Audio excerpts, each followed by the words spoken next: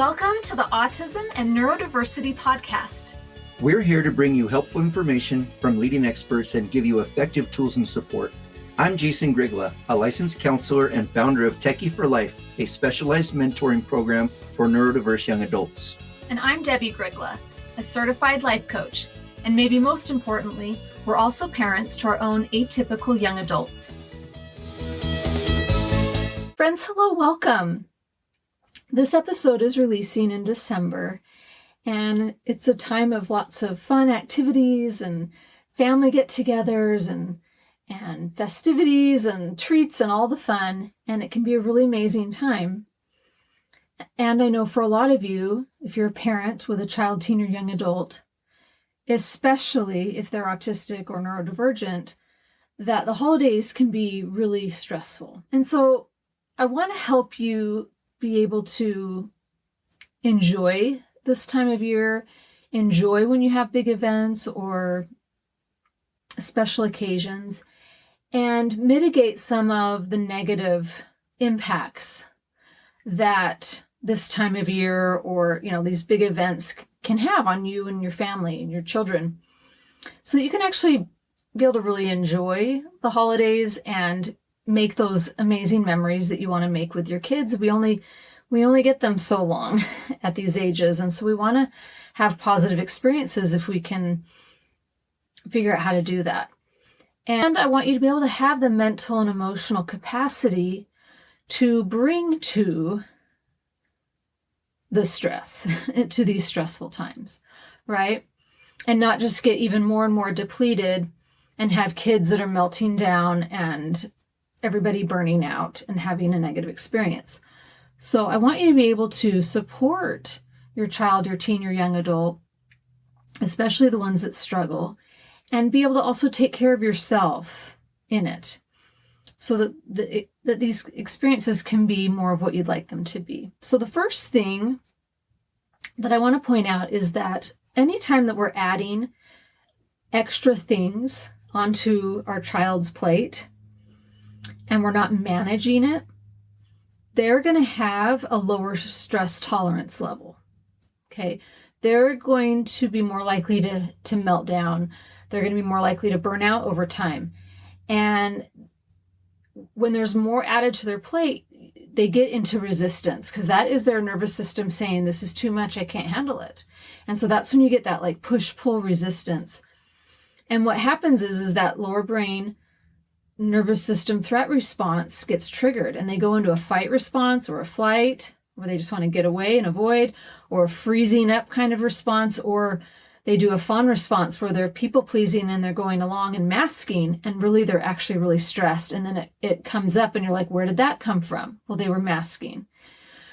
It is not fair to expect so much of our children, our teens, and our young adults if they're not able to handle it. It's not fair to them. It's not fair to do that to their nervous systems, which are underdeveloped. And if they're autistic or neurodivergent, part of the disability is being able to manage their nervous system. And then as parents, it's the same for us, right? If we add things onto our plate and we're not managing it, we're going to show up more emotionally stressed instead of resourceful. We're gonna show up with that triggered nervous system. And what happens is when we show up triggered, when we're not as patient, when we don't have the same stress tolerance level either, then our children pick up on that. And we create this really negative feedback loop, which can look like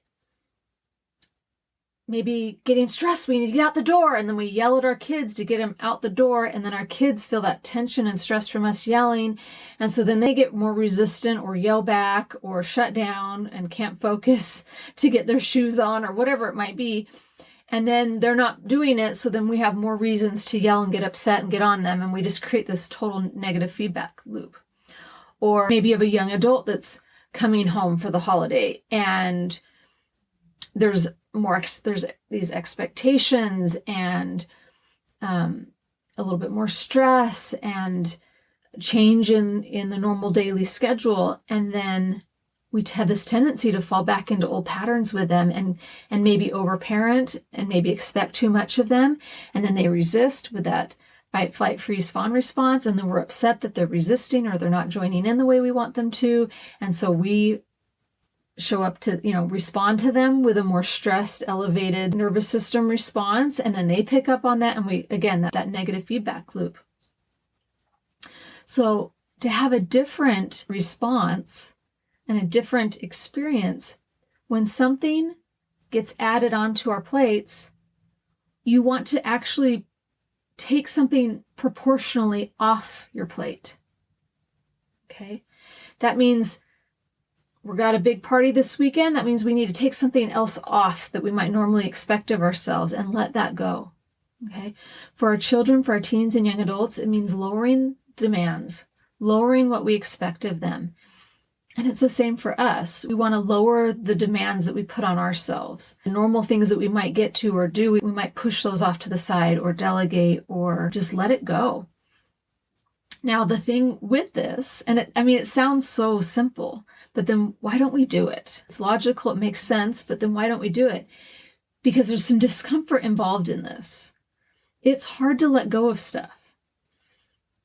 We want to hope our way through adding stuff onto our plate and just hope we can handle it all, right? But it actually takes managing and choosing what demands we put on ourselves and adjusting things and recognizing that stress, this added stress, isn't happening to you. You're actually choosing it if you're not managing it.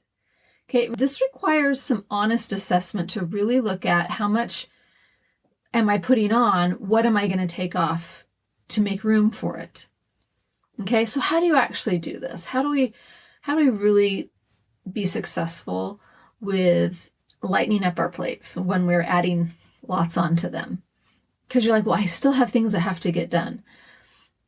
I want to offer to you that number one, you got to choose, right? You're going to choose either just the discomfort now of letting some things go and taking some things off your plate, or you're going to choose the discomfort, which will be more intense when you don't choose it and it chooses it for you, right? Your stress level is going to choose it for you.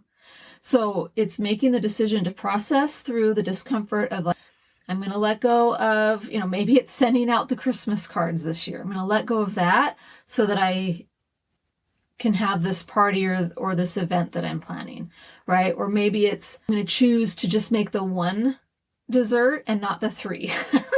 Whatever it might be, we're going to eat simpler on these other nights so that we can put time and energy into making the nicer meal on the night of the party or whatever it might be.